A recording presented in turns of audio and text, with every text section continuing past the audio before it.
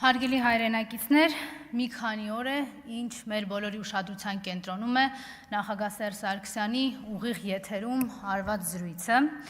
7 ժամ խոսվեց հայրենիքի, պետության մասին, մեր հաղթանակների, մաքարոնների,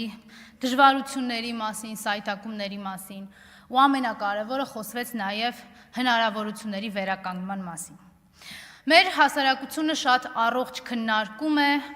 համաձայնվում, վիճում, մտորում է ամենի շուրջ, եւ սա շատ նորմալ է, հենց այսպես էլ պիտի լիներ։ Բայց այս ամենը ունի նաև իր անառողջ կողմը,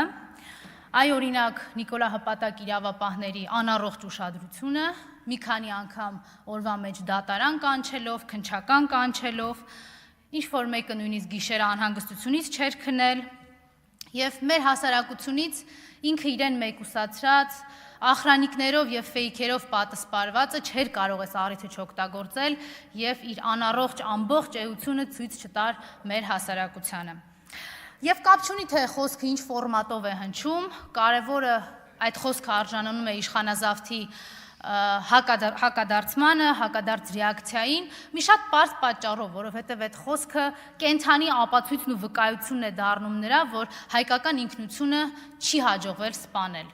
իսկ այդ սպանելու փորձերը ինքը բազմիցս արել է։ Չի կարողանում քաղաքական պատասխան տալ, չի կարողանում իր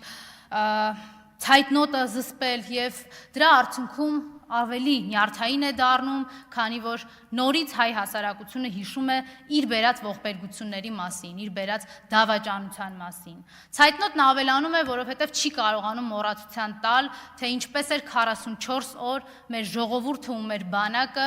անձնազոհաբար պայքարում հանուն մեր բոլորի հայրենիքի։ Ավելի է նյարդայնանում, երբ հիշեցնում են մեր հասարակությանը, թե մինչև իշխանազավթումը քանի տասնյակ միլիարդ դոլարի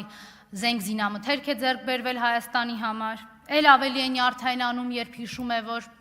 հայ ժողովրդին հիշեցնում են, որ մինչև իշխանազավթումը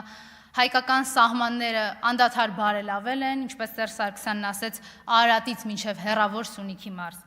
Բայց այս ամենը մի կողմ, ինքը ավելի նյարդայնանում է այն փաստից, երբ գիտակցում է, որ ցանկացած զրույց հայկական իրականության մեջ, երբ խոսքը քաղաքական եւ քաղաքացիական դիրքորոշման մասին է, ավարտվում է այն մտքով, որ իր խոսքը ավարտեց Սերժ Սարգսյանը։ Չհոգնել, չհուսահատվել, սրտում փայփայել ու գործողություններով օժանդակել ավելի լավ Հայաստան ունենալուն։